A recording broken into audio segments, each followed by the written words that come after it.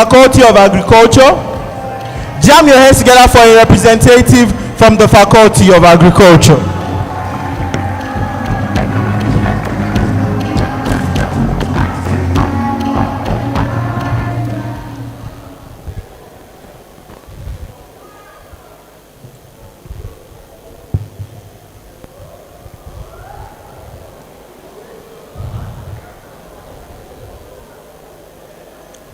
My opponents mentioned the cost spent by big pharma in a health crisis, but they have forgotten that in my speech I mentioned that government support will take care of this problem. So that point is rebutted.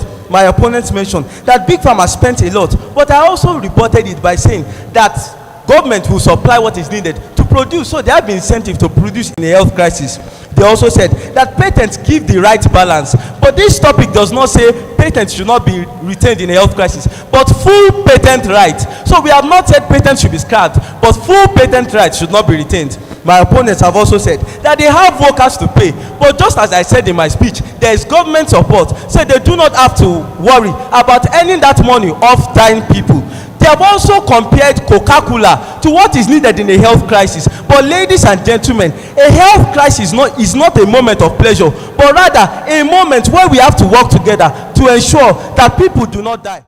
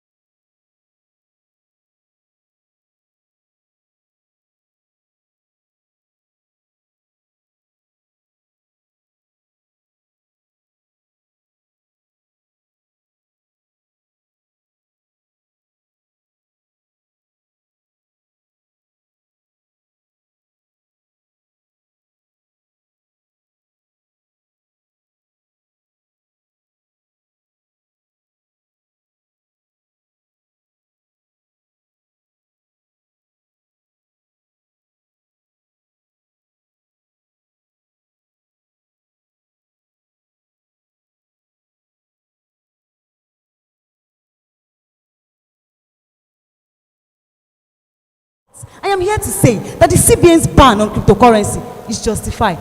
But first, what is cryptocurrency? According to the Forbes advisor, cryptocurrency is a medium of exchange that is digital, encrypted, and decentralized. One of the reasons for this ban is that cryptocurrency is unregulated. And to understand why this necessitates a ban from the CBN, we must first understand how banks work. According to the Bank of England, banks can fail as a result of two reasons. One, if banks make poor investment decisions and do not make enough profits. Two, if people people and companies that put their money in a bank take it out quicker than the banks can manage, which is why regulation is important. Regulation makes it less likely that people will take out their money unexpectedly. In fact, according to the CBN, there is a deposit guarantee scheme that ensures that even if a bank fails, deposit above 500,000 naira would be protected. This is possible because a proper regulation system is in place to protect the banking system from collapse. And since cryptocurrency is not regulated and cannot be regulated, if banks are allowed to transact cryptocurrency, they will not be able to exert control over these coins, and they will lose money, which will cause the banks to fail. The CBN knows this, which is why it banned banks from trading cryptocurrency. All the CBN has done is do our duty, yet my opponents are here to say they are guilty. Another reason is volatility. Volatility in financial markets, according to the Cryptopedia on the 21st of June 2021, refers to changes in the price of an asset. Now, these changes can be moderate. They can be healthy, with steady increases and decreases in price within a general range. It can also be extreme, with sudden price movements in these directions. And in the case of cryptocurrency, we are dealing with extreme volatility, which can lead to market chaos, uncertainty, and loss, because it swings between extreme highs and lows within a short period of time. For instance, Bitcoin reached a record high of $62,000 in April 2021, but crashed to $30,000 in the same month, according to the CNBC. Don't you get it? Cryptocurrency is a currency where one coin, like Bitcoin, can buy you a Mercedes today, but can't buy you that Mercedes tomorrow. Not because the price of the Mercedes has changed, but because the value of the coin has changed. So before you snap your fingers and shout deep, deep at whatever my opponents might come here to say, think deep before you buy the deep. Another reason is that cryptocurrency lacks the full faith of a central authority. This is another area where cryptocurrency falls short, as there is no central authority that can be asked, sued, or petitioned if anything goes wrong.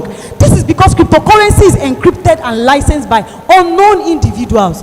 So yes, you can check your finance on Binance, but where do you air your grievance when you meet hindrance trying to get your finance from Binance? And I know you are not going to meet my opponents for assistance when this happenstance occurs to your finance. So let them know that their stance in this debate does not have substance. Another reason is that the activities of cryptocurrency is shrouded in manipulation. According to the coin revert, the price of a coin is dependent on the activities of a particular set of people called the whales. These whales are big shots in the finance industry and would accumulate coins of a small market capital in high amounts. They will then convince other people to buy, causing the price of the coin to rise dramatically. These whales will then dump their coins, causing the price to drop, this scheme is called the pump and dump scheme. So yes, you think you are buying a coin because of the profitability of the coin. What you don't know is that you are at the end of a rope, as in a tug of war, and the other end of the rope is held by these so-called whales. So when they tug hard, you are drawn forward. When they leave the rope, you fall flat on your back and are left with next to nothing. My opponents will come here to say that the ban is not justified because cryptocurrency holds a future even for banks.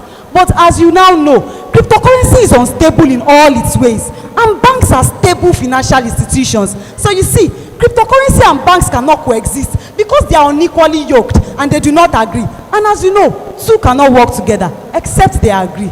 Finally, the concluding part of the CBN press release states that the CBN has no comfort in cryptocurrency. Esteemed audience, as my opponents come forth, do not take comfort in their sweet-sounding arguments, because when it comes to cryptocurrency and the banking industries, all their arguments will not give anything close to comfort. From the Faculty of Education, Adele Ketawo Motunrayo.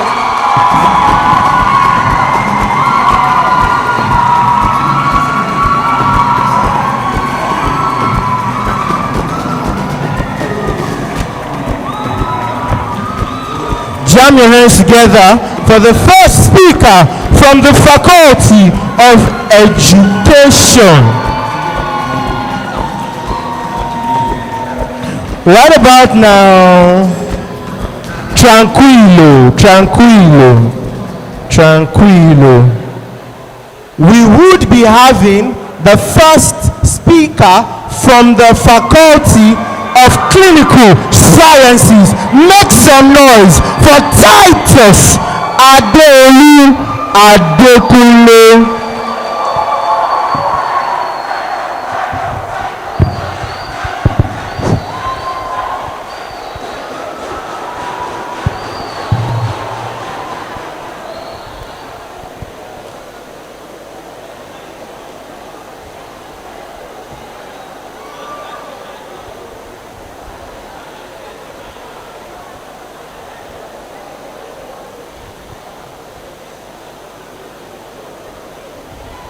Between 2015 and yesterday, the value of the naira has depreciated by over 52% according to the CERC data. To put this in context, the 10 naira I helped Omoba with when I was in 100 level now amounts to 4 naira 80 kobo now that I'm in 600 level.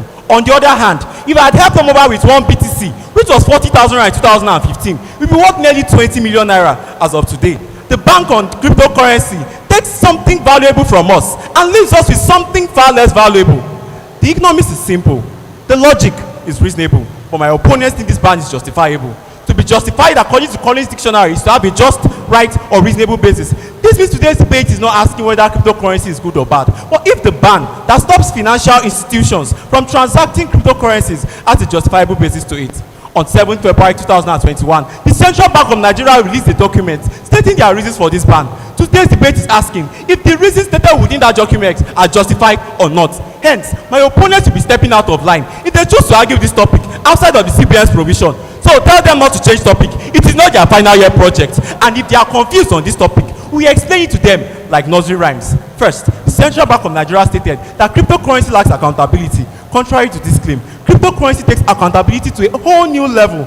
According to the Warsaw School of Economics, the cryptocurrency market is built on the blockchain technology, which means all transactions are public, unchangeable, and can be easily traced. So if the president of the Faculty of Education transacts with just cryptocurrency, he cannot use the money meant for Nuesa week to buy his girlfriend a new wig, as all his transactions can be traced. So you see that argument that prevents accountability is like old Roger. It is dead and gone to his grave.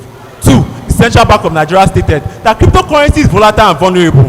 However, volatility is only a limitation to the short-sighted. CBN workers are my opponents. According to an article titled Volatility from an Investor's Point of View by Investopedia, increased volatility provides greater opportunity for profits for both short-term and long-term traders. For example, despite the high volatility of Bitcoin, it has been on a steady rise from $0.08 in 2010 to over $50,000 in 2021, according to Coinbase. So you see, cryptocurrency can be like Solomon Grundy, born on Monday and dies on Saturday. But someday it rises again, and that is what investors gain.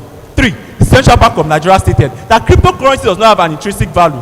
However, according to Adam Smith, the father of economics, money can serve no other purpose other than purchasing goods and services. Simply put, 1,000 naira note is only a sheet of paper if it cannot be used for buying and selling, as the value of every currency is in its use in transactions. Interestingly, in just August this year, the cryptocurrency transaction volume for Nigeria was put at $44.4 million according to Coinbase. So you see, since cryptocurrency is already widely being used for transactions in Nigeria, it cannot then be said to have no intrinsic value. So you see, all things might be bright and beautiful, but my opponent's stance today is definitely not. 4.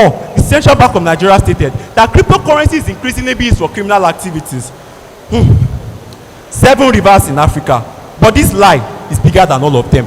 According to a 2021 Chainalysis report, in 2019, 2.1% of the total cryptocurrency trading volume went into criminal activities. Interestingly, in 2020, this fell to just 0.34%. On the other hand, 5% of the global GDP, or $1 trillion, goes into money laundering every year, according to the United Nations Office of Drugs and Crime. So for every dollar that goes into crimes with cryptocurrency, $500 would have gone into just money laundering with the regular currency. So following my opponent's argument, which is actually considered a ban on the regular currencies, not a ban on cryptocurrencies. 5. The Central Bank of Nigeria stated examples of countries that have placed a ban on cryptocurrency. However, examples can be examples even when they are bad examples, as every country has its unique reasons for placing a ban on cryptocurrencies.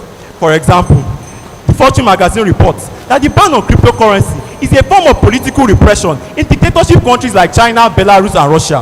The Sharia law prevents the use of cryptocurrency in Islamic countries like Egypt, Turkey, Palestine, and Saudi Arabia.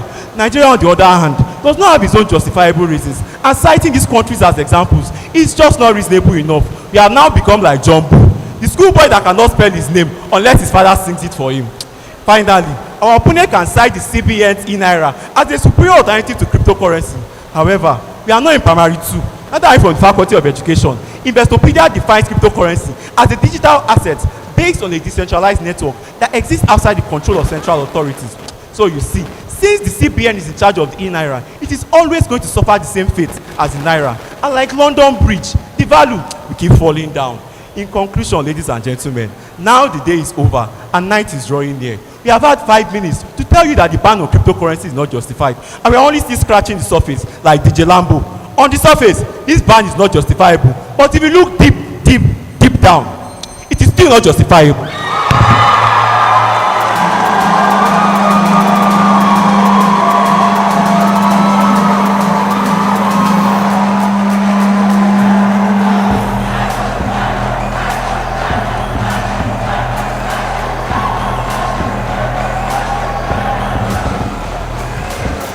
Are you shouting or what? That was amazing. Ladies and gentlemen, without taking much of your time, DJ, without taking much of your time, we will be going to the second speaker from the prestigious Faculty of Education. Make some noise. For the second Obiola Miracle.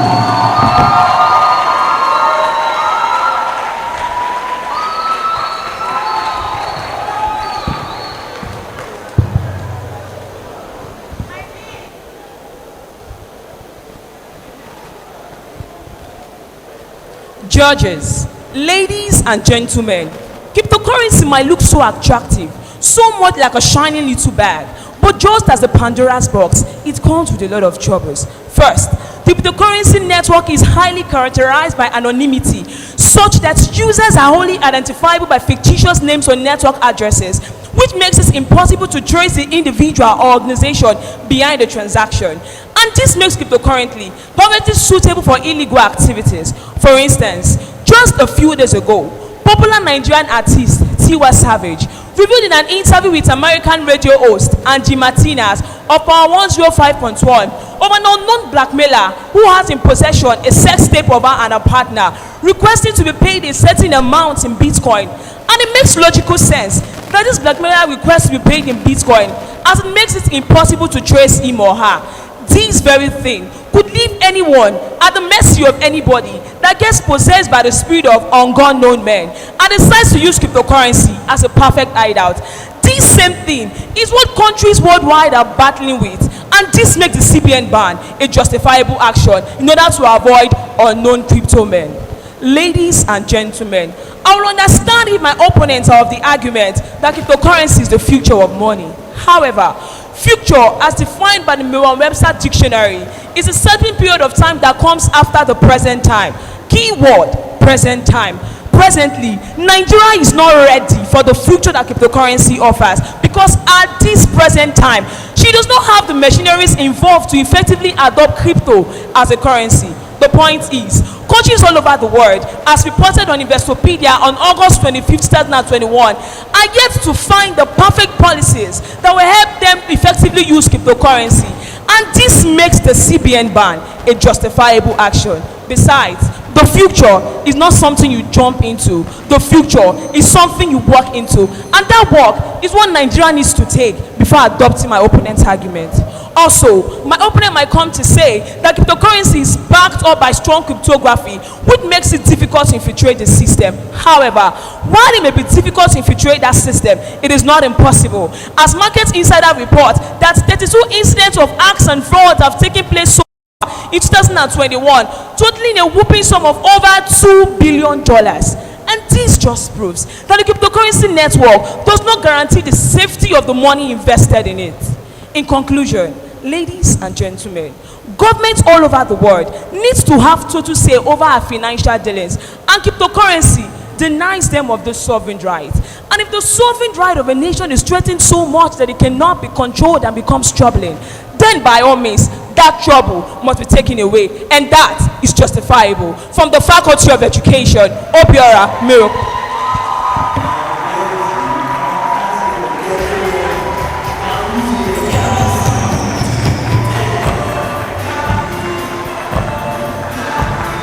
Jam your hands together once again for Obiora Miracle, the second speaker from Faculty of Education. Put your hands together. Moving forward, we have the second speaker from the Faculty of Clinical Sciences, Olaoluwa Olorunferomi. Put your hands together as you come on stage.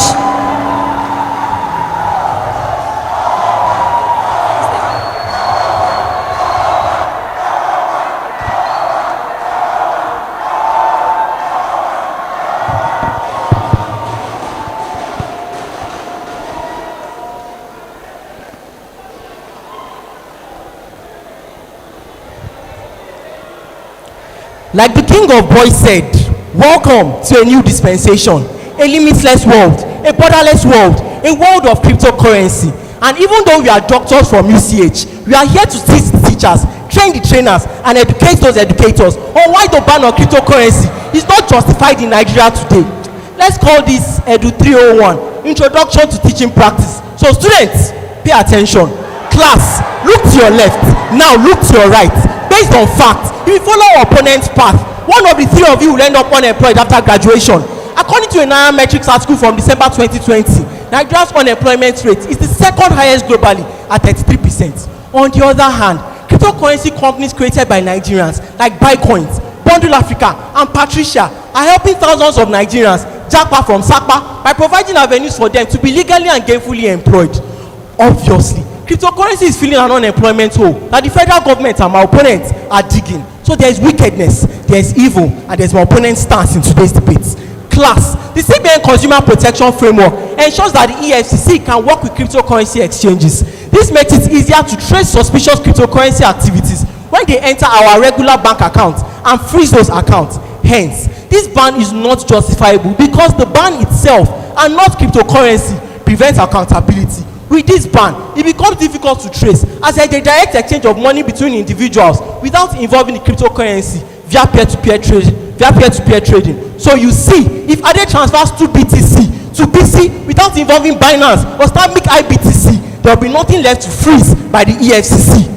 Class, my uninformed opponent will try and misinform you by claiming El Salvador as a country that has implemented Bitcoin as their legal national tender, leading to a devaluation of the economy. However, today's debate is not whether Nigeria should implement cryptocurrency as its legal national tender like the Naira, but if the citizens of Nigeria, through the banks, are allowed to trade cryptocurrency by themselves and for themselves. In fact, according to an October 11, 2021 article by nairametrics, the country of El Salvador has gained $4 million simply by owning, not even trading cryptocurrency. So like the clock on UI's ivory tower, that point is useless. Class, for every ban, there is a purpose, and they may claim the purpose of this ban is to strengthen the naira against the dollar, but this reason is only synonymous to one thing: a joke. According to a Forbes article from December 1, 2011, titled "What Determines the Strength of the Currency?" To strengthen any currency, countries must do the following: 1. High interest rates for investors; 2. Constructive economic policies; and 3. Strengthen the country's foreign reserves. Obviously, you would agree that the CBN has not done any of this. So what Forbes and clinical sciences can see while lying down on the floor, Emefiele and my opponents cannot see while climbing on this stage.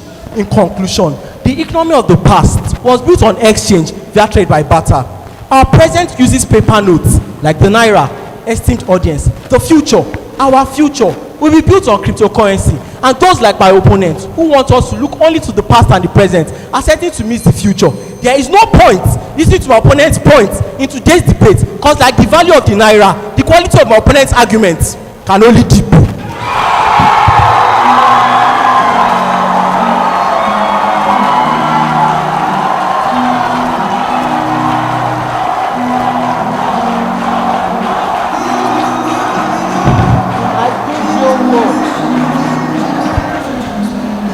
Can you make some noise, ladies and gentlemen?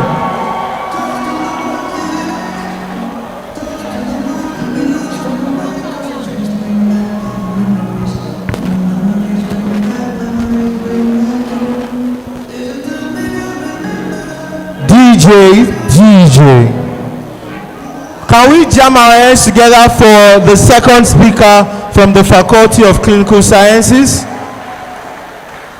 Also, jam your hands together for the DJ. He has been doing a wonderful job so far. Make some noise for the DJ. Now we are moving on to the rebuttal round. Faculty of Education. Faculty of Education, 1 minute.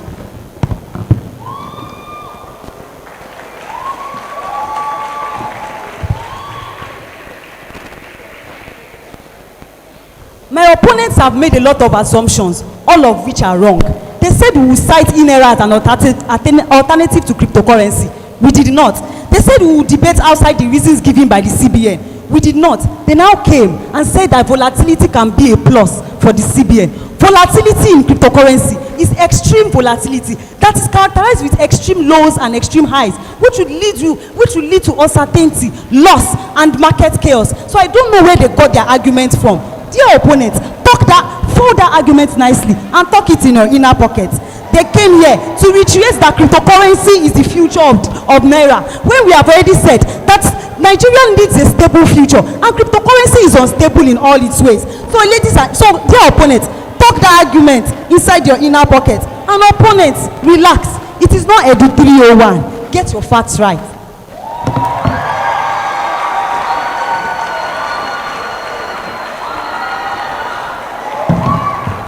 Small play, oh. Small play. Now what? Ladies and gentlemen, jam your hands together for the representatives of clinical sciences.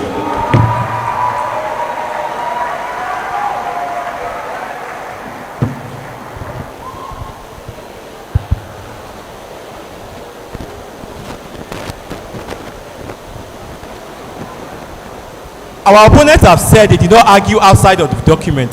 However, they have come here to publicly say that the ban on cryptocurrency is to protect banks, but nowhere in this document was this ever stated.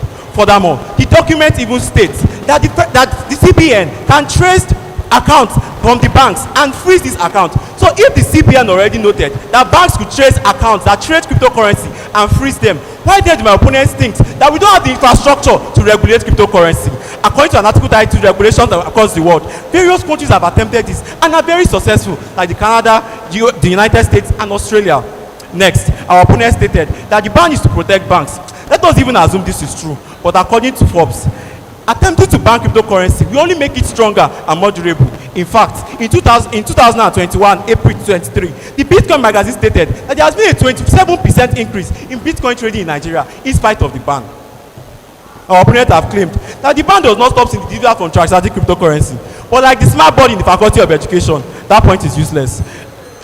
Because the circular released shows that banks can freeze and target these accounts. In conclusion, we have tried to show you that their points are pointless. But they say we should talk it in our pockets. It is the argument that should be talked in their pockets. Thank you.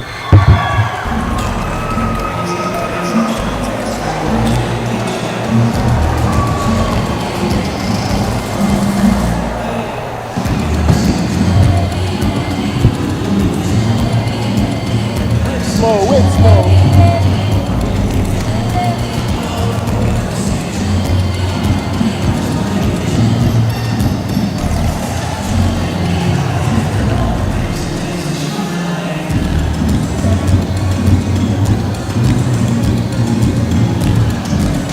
Ladies and